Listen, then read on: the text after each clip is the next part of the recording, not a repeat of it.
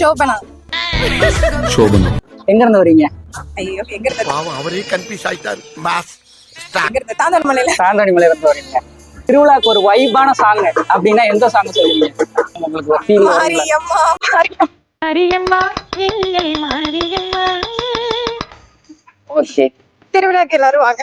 சத்யா திருச்சி லால்குடி எல்லாரும் இப்பதான் first time நான் வந்திருக்கேன்.